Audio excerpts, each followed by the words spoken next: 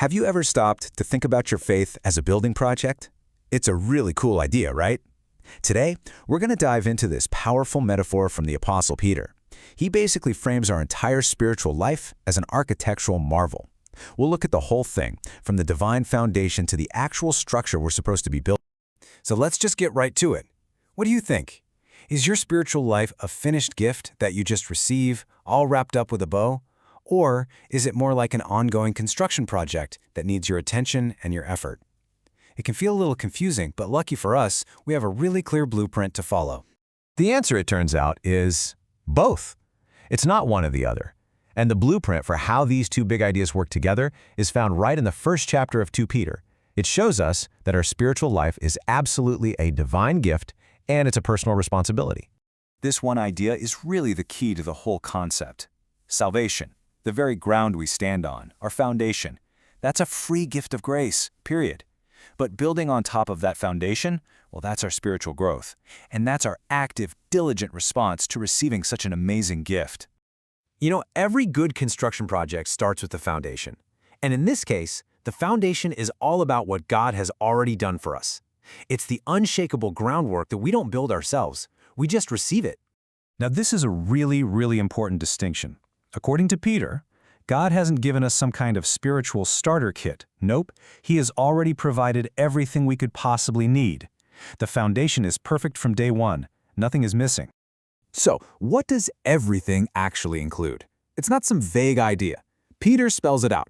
He's talking about divine power to live this life, these incredible promises that actually have the power to change us, the ability to share in God's own nature, and the strength to break free from the world's decay. Now that is one solid foundation. Okay, so if the foundation is perfect and complete, what's left for us to do? This is where our part of the construction project begins. It's all about our diligent response. That's the logical next question, isn't it? If God did everything, do we just sit back and relax? Peter's answer is a firm no. Our role isn't to lay the foundation, but to build on top of it. We are the builders, the contractors of our own spiritual growth.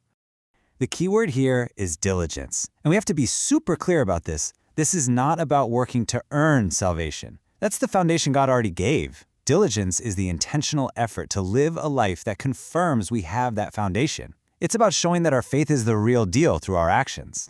And Peter gives us the exact construction plan. It's this sequence where each layer builds on the last one. You start with faith, that's the foundation. On top of that, you add virtue, or moral excellence. But virtue needs direction, so you add knowledge. Knowledge without discipline is kind of useless, so you add temperance, or self-control. This builds into patience, then godliness, then brotherly kindness, and finally love, which is like the capstone that holds the whole structure together. So, what's the point of all this building? What does a finished, or at least a well-built structure actually look like? And maybe more importantly, what happens if we just neglect the project?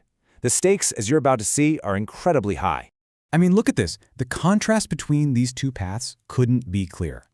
The diligent builder becomes fruitful, effective, and confident. Their life is secure, anchored. But on the other hand, the negligent person, they become stagnant, spiritually blind, and they even forget the forgiveness they received. Their whole spiritual structure is left vulnerable, and it's at risk of collapse. And this is the promise that holds it all together. This isn't just a suggestion for a better life, it's the path to real spiritual stability. When you are actively building, when you're practicing these virtues, Peter gives this incredible assurance: you will never fall. Your building will stand firm. And the ultimate goal? It's just breathtaking.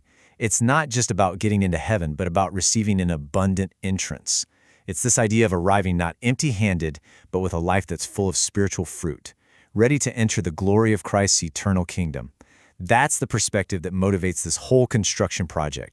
So to wrap this all up, let's look at why Peter was so passionate about this. I mean, these weren't just theological ideas for him. This was his final, urgent message, his legacy, to the people he loved and led. Peter uses this word tabernacle to refer to his own body, like it's a temporary tent. He knows his time is short. He knows his departure is near. And that just gives his words this incredible weight and urgency. This is what he wants them to remember long after he's gone. You can really feel Peter's heart as a leader here, can't you? He's basically saying, hey, I know you guys already know this stuff, but he also knows how easily we all forget. So he refuses to be negligent.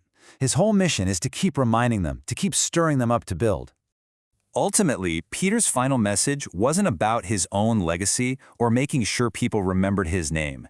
His entire focus was on their legacy, on making sure their faith would stand strong long after he was gone. And that just leaves us with this one final vital question. God has given you a perfect, unshakable foundation of grace. The blueprints are crystal clear.